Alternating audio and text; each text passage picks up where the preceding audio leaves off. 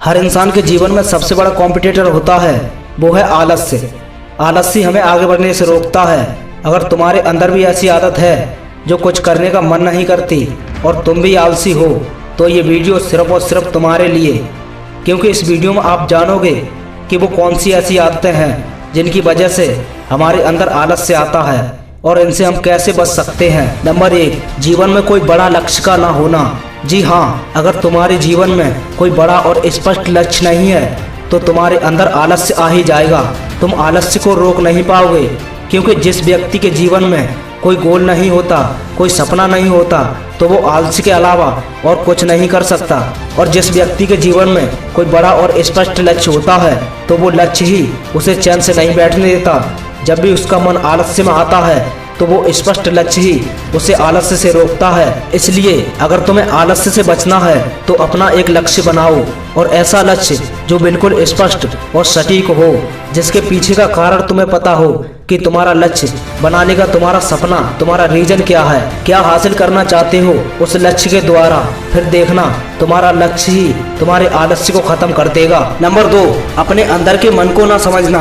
अधिकांश व्यक्ति अपने मन की भावनाओं को ही नहीं पहचान पाते कि हमारा मन हमारे साथ कैसे चाल चलता है। जो मन करता है वही हम करते हैं, और यही सबसे बड़ा आलस्य का कारण है। क्योंकि जब भी तुम कुछ करने की सोचते हो, कुछ सपना सोचते हो, तो उसमें आने वाली बाधाओं को ये मन बड़ा चढ़ा के बोलता है। जैसे तुम सोचोगे कि मुझे अमीर बनना है, तो ये चालाक मन बोलेगा इतना आसान नहीं है अमीर बनना।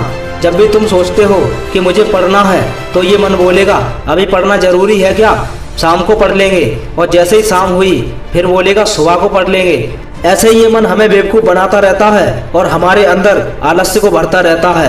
क्योंकि जो ये मन सोचता है वो कभी होता ही नहीं है, और जो होता है वो ये कभी सोचता ही नहीं है। इसलिए आलस्य से बचना है तो अपने मन को समझना होगा। नंबर 3, आलसी लोगों की संगत करना। अगर तुम भी ऐसे लोगों के साथ रहते हो जो आलसी और कामचोर हैं, तो तुम भी एक ना एक दिन आलसी हो ही जाओगे।